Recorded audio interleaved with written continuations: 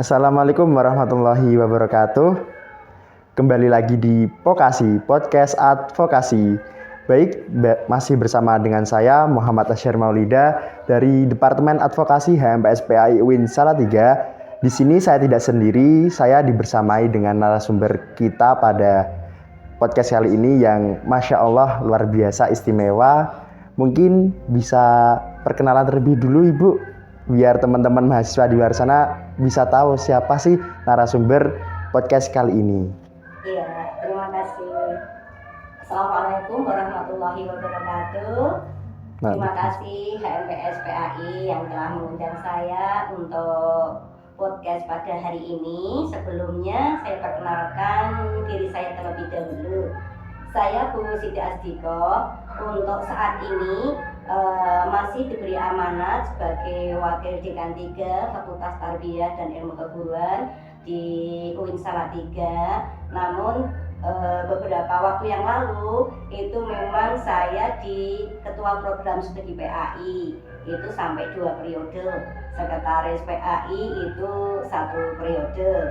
Nah, kemudian pernah jadi juga di Kaprodi PIAUD 1 periode. Itu alhamdulillah hari ini masih membersamai mahasiswa program studi PAI karena memang home base saya itu adalah home base di program studi PAI. Demikian mungkin yang belum kenal saya ya, itu saya seperti itu. Ya. Baik, terima kasih sekali Bu Siti Asdiko yang telah menyempatkan waktunya untuk membersamai podcast kali ini. Bahwa diadakannya podcast ini Bu, itu merupakan salah satu tindak lanjut dari yang dimana kemarin itu dari advokasi telah melakukan serap aspirasi, dimana ternyata itu banyak mahasiswa PAI yang masih bingung Bu. Nah itu masih bingungnya gimana, mereka itu udah masuk di Prodi PAI tetapi belum tahu apa sih yang didapat ketika masuk di Prodi PAI. Yang umumnya itu biasanya katanya tersesat di jalur yang benar, seperti itu Bu ya. Mungkin sebelum masuk ke poin-poin yang nanti saya tanyakan, terlebih dulu Ibu jelaskan apa sih itu Prodi PAI sendiri. Iya, terima kasih. Saya alhamdulillah sejak 2014 itu kan ikut dalam tim sosialisasi di UIN Salatiga ya dari STAIN ya. Dari STAIN, YIN, kemudian UIN. Jadi sedikit banyak tahu bagaimana mahasiswa itu bisa istilahnya ditempatkan di prodi tersebut gitu. Hasil pengamatan saya itu memang ada sebagian mahasiswa PAI itu kayaknya bukan pilihan utamanya gitu kan. Ada yang dari hasil wawancara saya itu karena dukungan orang tua, gurunya, ataupun mungkin karena ya sudahlah pilih ini ke teman-teman kan gitu guys. Tapi kan alhamdulillah gitu kan di program studi PA itu artinya memang ketika bukan pilihan utamanya itu kita kembalikan itulah pilihan Allah. Itulah pilihan Allah. Artinya ketika ya dalam bahasa guyonannya itu tersesat ke jalan yang benar. Itu harus kita kembalikan karena walaupun mungkin kita sudah daftar ke sana kemari tidak diterima. Nah, inilah pilihan Allah itu di program studi PAI dan insya Allah itu juga akan membawa berkah hidup ya. Ini mungkin yang pernah saya alami juga seperti itu. Saya S1-nya juga PAI gitu. Nah, apa itu program studi PAI? Jadi di Fakultas Tarbiyah dan Ilmu Keguruan itu kan ada beberapa program studi. Salah satunya adalah program studi Pendidikan Agama Islam. Nah, sebenarnya program studi PAI ini program studi yang tertua kalau di UIN Salatiga nih. Karena waktu sebelum kita menjadi UIN, sebelum kita pisah dari UIN Walisongo itu kita hanya punya program studi PAI saja gitu kan. Ya, jadi tujuan daripada utamanya tujuan PAI itu adalah untuk mencetak calon guru-guru agama di tingkat SD, SMP dan SMA, SMK serta tujuannya itu juga mencetak guru-guru mapel rumpun PAI ketika mereka itu di AMTS atau di MA baik negeri maupun swasta. Itu tujuan utamanya. Jadi program studi PA itu memang diwujudkan dalam rangka untuk mencetak guru-guru pendidikan agama Islam. Itu mungkin Mas. Oke, baik itu tadi ya teman-teman mahasiswa Ya. terkait penjelasan Jangan apa tuh. khawatir ya. Iya, untuk prodi PA itu memang cakupannya sangat luas sekali. Tadi sudah dikatakan dari membuat atau mencetak guru PAI khususnya dari tingkatan dasar sampai ke tingkatan menengah atas. Nah, ini langsung saja ya Bu dari pembahasan kali ini itu kan outcome yang baru tren kali ini itu outcome dampak jangka pendek dan juga output dampak jangka panjang. Nah, yang pertama ini apa sih Bu yang didapat mahasiswa baru ketika bisa masuk di program studi PAI UIN Salatiga khususnya Bu? Iya, terima kasih. Gitu ya, pasti kan calon mahasiswa baru itu saya yakin ketika masuk di program PA itu nggak tahu dia itu mau dapat apalah gitu, kemudian mau jadi apa, itu kan ada sebagian yang tidak mengerti gitu kan. Nah, kita itu punya program di FTIK itu yaitu sambut, dampingi, dan hantarkan. Artinya mahasiswa baru kita sambut gitu kan. Kita sambut artinya dari sisi pelayanan, terus kemudian kita kenalkan masa orientasi kampus itu kita sambut gitu kan. Kemudian kita layani dalam sisi akademik maupun akademik, kemudian proses gitu ya, kita dampingi dalam proses. Artinya selama mahasiswa itu menjadi mahasiswa program studi PAI, di proses dia kuliah itu kita dampingi, baik dalam pendampingan akademik gitu kan, mungkin yang kakak-kakak yang sudah tahu gitu kan, kita ada layanan di beberapa mata kuliah atau bahkan layanan pribadi gitu ya, kita dampingi. Karena moto kita, mahasiswa yang masuk itu harus bisa keluar loh, harus lulus gitu ya. Jadi ketika ada problem-problem di tengah perkuliahan itu kita dampingi, baik itu problem pribadi maupun problem akademik, itu kita dampingi. Kemudian kita antarkan gitu kan. Jadi mahasiswa itu ketika dia itu sudah lulus, maka tahu sendiri kan kalau prodi PA itu kan Bapak Ibu yang menjadi prodi home base itu kan kalau sudah semester 6 pasti dikejar-kejar ya, ayo siapa yang semester 6 gitu ya, harus merampungkan dan lain sebagainya, bagaimana cepat membuat judul, proposal dan sebagainya. Itu memang dalam rangka kita agar mahasiswa itu cepat selesai tepat waktu. Setelah selesai kita antarkan gitu ya. Di prodi PA itu kita namanya ketika mau wisuda, mau lulus, itu mahasiswa itu kita bekali. Jadi kita ada namanya pembekalan alumni. Belum wisuda ya, kita alumni itu ada 3 poin yang kita berikan kepada mahasiswa itu. Yang pertama itu bagaimana kita ajarkan melamar pekerjaan.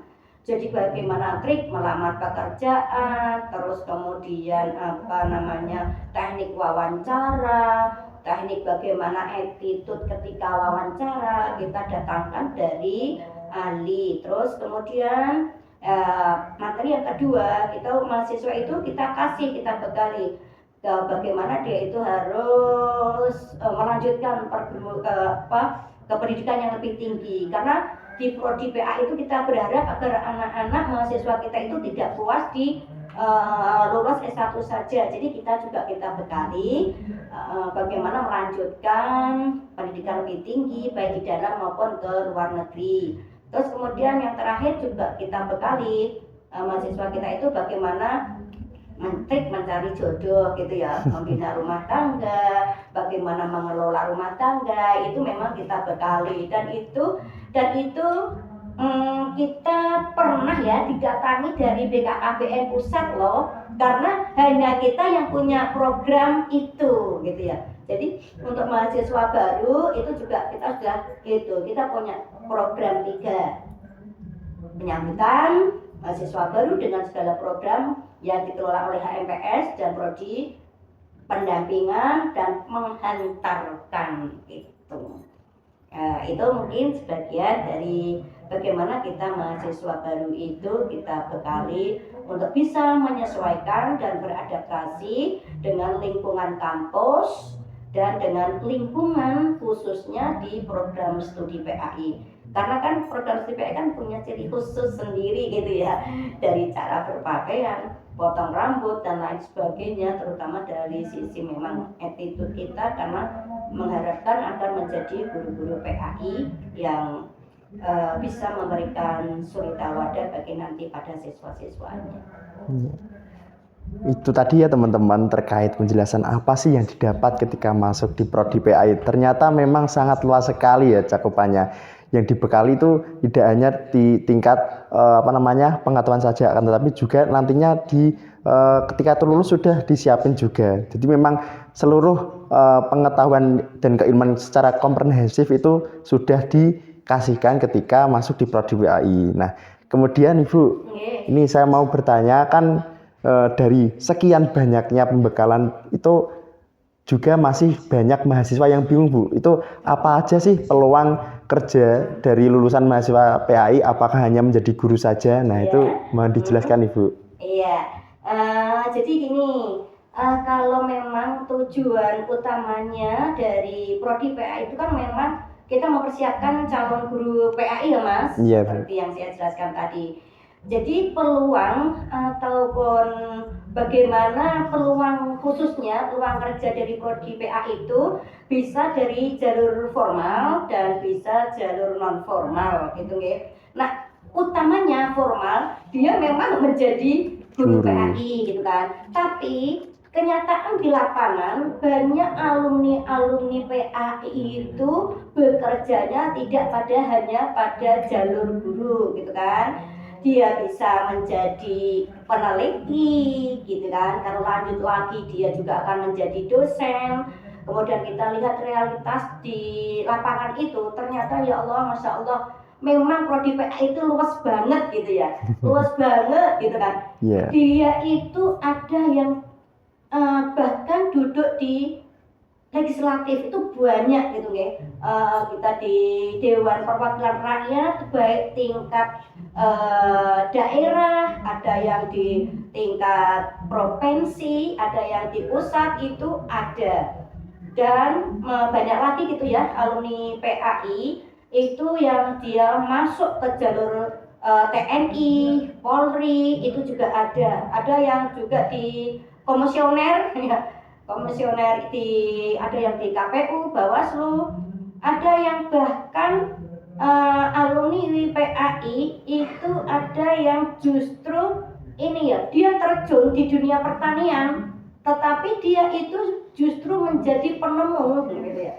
Penemu di bidang pertanian itu, saya kadang nggak habis pikir gitu kan. Teorinya itu pendidikan, tapi kan ternyata ketika kita di mata kuliah itu kan kita ada mata kuliah namanya kewirausahaan. Disitulah mahasiswa kita walaupun tujuan utamanya itu menjadi guru PAI, tetapi oleh fakultas khususnya oleh prodi itu dibekali apa istilahnya ya, keterampilan soft skill agar dia itu mampu bertarung dan tetap bisa eksis ketika dia itu nanti kembali ke masyarakat. Kemarin itu ada yang jadi peneliti gitu kan. Makanya di Prodi PAI itu kan dibekali itu. Ini di Prodi PAI itu ada program keren loh. Jadi program mengabdi itu mengajar berbasis riset gitu kan. Jadi di samping sebelum PPL itu, jadi sebelum PPL, sebelum KKN itu ada mahasiswa pengabdian ini di sebuah sekolah, tetapi berbasis riset. Disitulah kita bisa menerapkan tentang ilmu metodologi penelitian walaupun mereka itu belum skripsi. Dan hebatnya lagi ini dibiayai prodi loh gitu ya, dibiayai prodi. Terus kemudian mahasiswa kita itu ya pokoknya harus kuliah lah gitu ya. Ternyata walaupun jurusannya PAI itu ternyata profesinya itu serba luas gitu kan, serba luas, di mana-mana itu hampir ada mahasiswa PAI. Ada yang jadi pengusaha, pengusaha gitu ya. Dan saya lihat itu yang jadi pengusaha, ya Allah, dia juga jadi pengusaha, tapi dia juga zakat sedekahnya itu nggak ketinggalan, bahkan dia itu mampu untuk membantu adik-adiknya mahasiswa itu untuk bekerja di usaha dia gitu kan. Terus ada juga gitu ya, alumni PAI itu jadi bintang loh, bintang gitu ya. Ada yang di bintang kerja kemarin itu di Angkatan Udara gitu ya, di Solo. Ya Allah, luar biasa. Ada alumni PAI itu juga bekerja di angkatan itu gitu ya. Jadi banyak sekali gitu ya. Jadi peluangnya di sektor baik formal, non formal maupun informal. Dan saya merasakan sendiri ya, saya itu kan alumni PAI gitu kan. Alumni PAI memang lebih luas ya, ketika kita ngajar juga bisa gitu ya. Kemudian menjadi motivator juga bisa, apalagi yang cowok-cowok itu kan, dia bisa khutbah di mana-mana, dia bisa menjadi dai di mana-mana gitu ya. Artinya memang peluangnya lebih luas gitu ya kalau untuk jurusan PAI itu, karena kita di mata kuliah itu di samping ada pembekalan sebagai persiapan calon guru PAI, ternyata kita juga dipersiapkan untuk menjalani profesi-profesi yang lain gitu. Senang ya jadi mahasiswa PAI. Nah, itu tadi ya teman-teman, ternyata memang banyak sekali peluang kerja yang akan didapatkan oleh mahasiswa PAI. Jadi untuk kakak-kakak prodi PAI yang khususnya di tingkat semester akhir itu jangan khawatir untuk nanti kalau lulus mau kemana sih. Nah, itu jangan khawatir. Memang kan pembekalannya memang banyak. Nah, dari situ ternyata juga benefit ataupun peluangnya itu juga banyak. Tadi ada yang menjurus di formal, non formal, dan juga informal seperti tadi. Nah, itu tadi terkait peluangnya. Mungkin ini yang terakhir ya Ibu, untuk menjawab dari teman-teman mahasiswa PAI umumnya dan khususnya untuk yang di UIN Salatiga itu, bagaimana sih Bu motivasi Ibu untuk mengembalikan semangat mereka yang masih memiliki persepsi saya itu kesasar di jalan yang benar. Itu mohon diberi motivasi biar mereka kuliah dengan maksimal seperti itu Bu. Iya, teman-teman PAI jangan khawatir ya, karena apa? Jika kalian pun ini sudah masuk di jurusan PAI, ketika nanti nggak mau jadi guru, tidak apa-apa, masih banyak peluang yang lain kok. Itu jadi dosen saja, atau jadi pengusaha. Yang penting begini, tetap semangat belajar gitu ya. Di PAI itu semangat belajar. Yang jelas kewajiban kalian itu adalah belajar. Untuk urusan profesi atau mau jadi apa, itu adalah urusan Allah, itu pilihan Allah. Karena janji Allah yang tidak pernah diingkari itu adalah satu, Allah akan meningkatkan derajat orang yang beriman dan berilmu. Jadi sekarang pokoknya kalian itu semangat belajar, apapun temannya juga banyak, yang dibebani kan tidak hanya individu ya, gitu. Tugas Bapak Ibu dosen itu ya untuk satu kelas semuanya, karena tidak ada sesuatu yang tidak bisa dikerjakan. Allah itu memberikan kelebihan kepada kita itu adalah semangat gitu kan, badan yang sehat, pikiran yang jernih gitu. Jadi jangan pernah khawatir, pokoknya ikuti alur, nikmati prosesnya, nanti Allah yang akan memberikan pahala di akhir itu gitu ya. Khususnya mungkin bagi teman-teman yang selama ini di PAI rada gimana gitu ya, aku kok PAI, tidak selamanya kita itu istilahnya, tidak boleh selamanya kita itu harus menyesali itu. Kembali ke prinsip, saya sudah berusaha kemana-mana, akhirnya di PAI, itulah mungkin pilihan yang terbaik buat saya, buat keluarga, buat orang tua. Dan itulah di PAI itu jalan Allah untuk meningkatkan derajat kita dan derajat orang tua, keluarga kita lewat program studi PAI itu. Maka jangan pernah loyo, jangan pernah turun semangat, karena hanya Tidak ada 4 tahun loh sekarang kuliah itu, gitu ya. 4 tahun kita sudah diprogram agar selesai dan wisuda itu. Tidak ada hal yang tidak mungkin. Satu kuncinya, kewajiban kita adalah menuntut ilmu. Profesi itu adalah pilihan Allah sesuai dengan kepantasan kita di mata Allah. Masya Allah, itu tadi ya teman-teman, ternyata motivasi yang sangat membangun buat diri kita, yang sangat mengapresiasi buat diri kita untuk terus semangat. Karena apa? Karena memang sejatinya kita itu berkuliah memang hanya untuk mencari ilmu. Urusan kerja atau karir itu nanti saja lah ya. Tenang saja ya teman-teman PAI ya semuanya. Tapi harus diprogram. Iya. Programnya semangat belajar, punya ijazah.